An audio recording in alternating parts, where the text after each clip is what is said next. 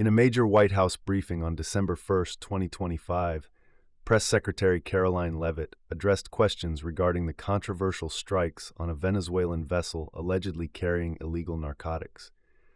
Leavitt confirmed that Defense Secretary Pete Hegseth had authorized Admiral Frank "Mitch" Bradley to conduct the strikes, and emphasized that the admiral acted fully within his legal authority.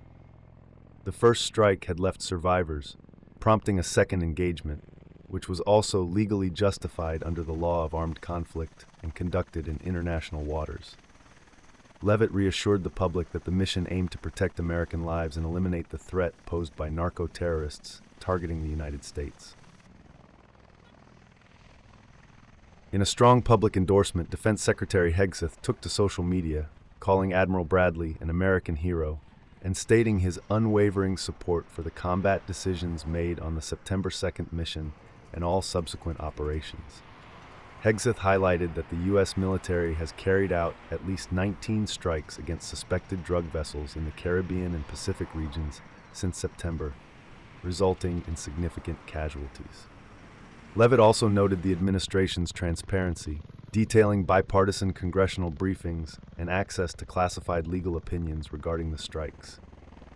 While critics continue to question the legality and ethics of these operations, the White House maintains that all actions were within U.S. and international law, carried out to safeguard American citizens from illegal narcotics and narco-terrorist threats. As debates over the strikes continue, the administration underscores its commitment to protecting U.S. interests while ensuring that military operations remain lawful and strategically justified.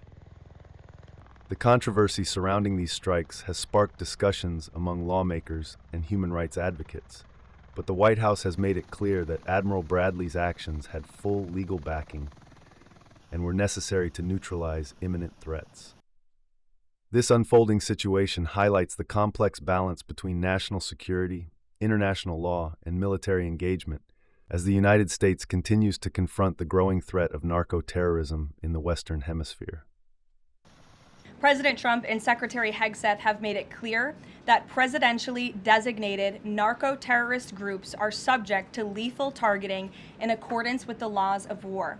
With respect to the strikes in question on September 2nd, Secretary Hegseth authorized Admiral Bradley to conduct these kinetic strikes. Admiral Bradley worked well within his authority and the law, directing the engagement to ensure the boat was destroyed and the threat to the United States of America was eliminated. And I would just add one more point to remind the American public why these lethal strikes are taking place. Because this administration has designated these narco-terrorists as foreign terrorist organizations. The president has a right to take them out if they are threatening the United States of America and if they are bringing illegal narcotics that are killing our citizens at a record rate, which is what they are doing.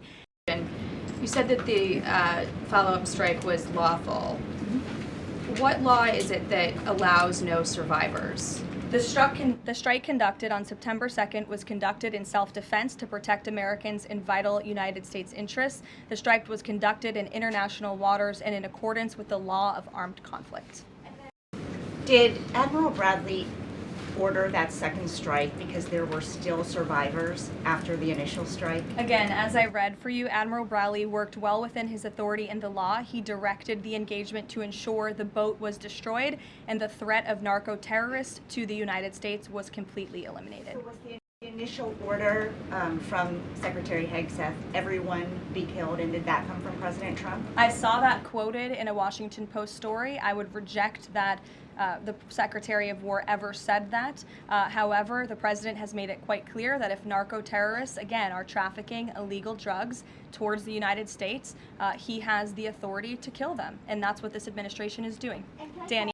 To clarify, Admiral Bradley was the one who gave that order for a second strike. And he was well within his authority to do so. President Trump is going to be hosting a meeting of his national security team in the Oval Office today on Venezuela. And what are they going to discuss? Are they hoping to reach a kind of final decision on that?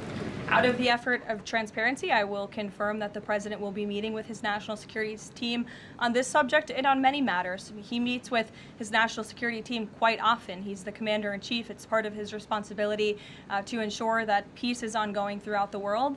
I'm definitely not going to detail the specifics of a meeting between the President and his national security team that's taking place in the Oval Office, but I'm happy to confirm that meeting is taking place for you. What's the position on whether US troops on the ground is a possibility there? Is that, I know you've answered that before, but what's the current operative In status? Venezuela? I think my previous answer stands. There's many options at the President's disposal that are on the table, and I'll let him speak on those. Ed. Andrew, I would reiterate to you the strike was conducted in international waters and in accordance with the law of armed conflict.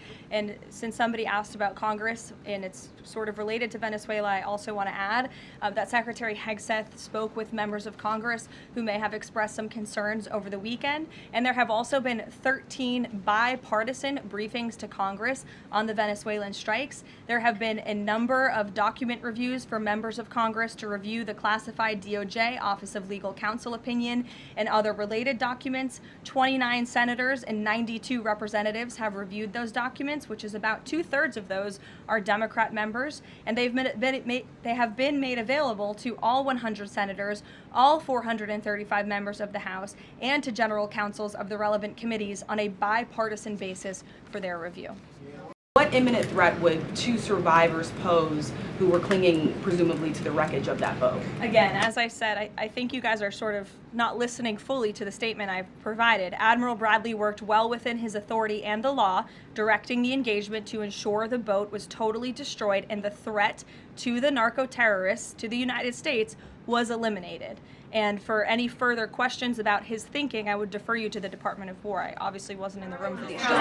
Just to follow up, Karoline, just on the administration's policy when it comes to survivors, was there a change in policy after this strike on September 2nd?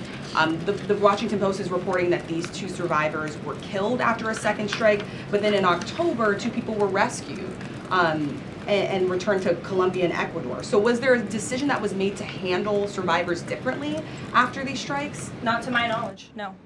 Thank you. Thank you, Caroline.